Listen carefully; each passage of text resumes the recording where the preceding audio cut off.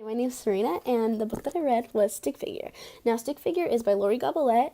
It is a nonfiction autobiography, and it actually got its name from when she was at the therapist, and the therapist told her to draw what she wants to look like, and she drew a stick figure. um, I really liked this book quite a bit, but I didn't really like the ending too much just because it kind of went like that. But of course, it was a diary, and so she might have just like overcame it, and there was so much going on. The one thing that really got me, that personally connected to me, was there was a 15-year-old girl named Nora, and in the hospital she had cancer. Well, my grandma, my great great grandma, her name's Nora, and my mom tells me stories about her all the time and how she was such a great woman. And to Lori, Nora was a great influence. She loved her so much. Um, a book that Lori actually wrote was Marry Him, and it's actually about a woman trying to find happiness, just like Lori is. She's trying to find happiness with her body and who she is. Being a diary, Lori writes about her mom and her dad and her brother. Her mom is a crybaby and blames every problem on Lori. Every problem that she has, it's just Lori's fault. And her dad's a hothead and doesn't really care what other people say. And her brother is just a suck up. Now with her mom, I really didn't like her mom just because she was such a negative influence on Lori and who she was. She would always be on diets. It was a diet after another diet after another diet because she always cared what people thought about her. Her dad and her brother didn't really see what was going on with Lori at the time, so they weren't as big as a part of who she was, but they still really didn't care for her as much as they should have. Now with Lori's friends, she didn't have many friends. She had one best friend, and her best friend, they were best friends since like third grade, and as they got older, they kind of separated because her friends started going to the more popular people, and she kind of stuck behind because Lori was such a smart person. She played chess all the time. She did math, like a genius. Anyway, she fell behind every other girl, and she didn't want that feeling. She wanted the feeling of being accepted. And with not being in such a stable life, that can really get to someone.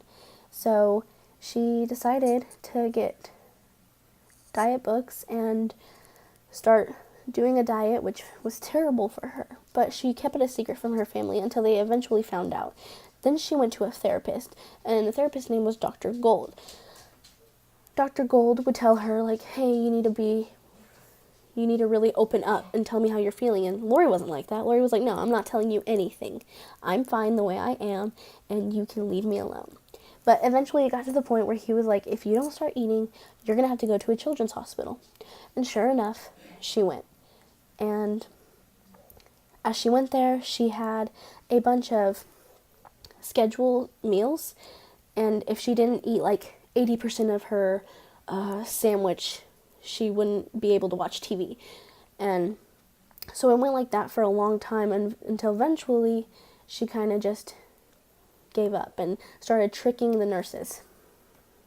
At this point, Lori actually weighs only 50 pounds, and that's terrible. This is with her being in the hospital too, and this is from her tricking the nurses, saying that she ate 90% of that sandwich. Well, later on, she actually got one of the nurses. She really loved this nurse, and her nurse brought her some arts and crafts stuff to do while she was sitting in the hospital bed, and Lori actually tried to commit suicide. She was trying to cut herself. She cut herself with safety scissors, and there was blood going everywhere. And that's when that nurse realized that you can't, like, she should be there all the time. And that's when that nurse started finding out that she hasn't actually been eating. So later on, her mother actually comes and visits her for once and is saying, you need to try on your friend's pants. Now, it's not really her friend. It's actually her mom being friends with her friend's mom.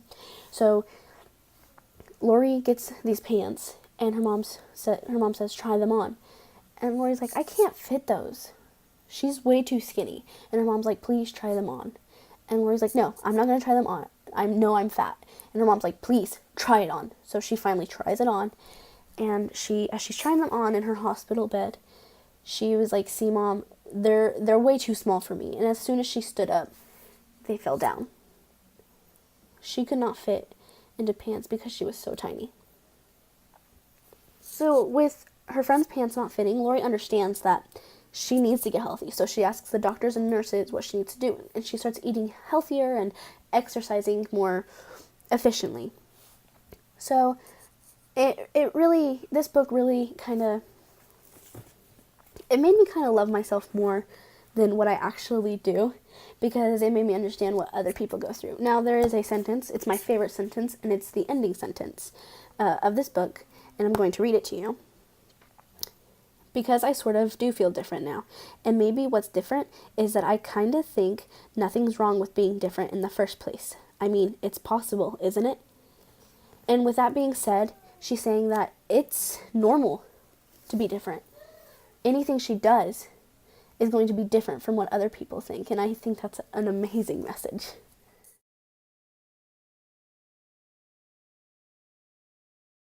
With this, look like everybody else. She's supposed to have the blonde eyes. What are blonde eyes? The blooper's coming up. I just wanted to tell you guys a little information about that. It seemed like every time I was talking or a video was going well, the light started flickering, and it was so annoying. So here's, 7 videos of me getting annoyed. So with knowing that her friend's pants don't, and eat right, I swear. I don't, oh my god. Okay, I have to do this quick. Oh my gosh. Okay,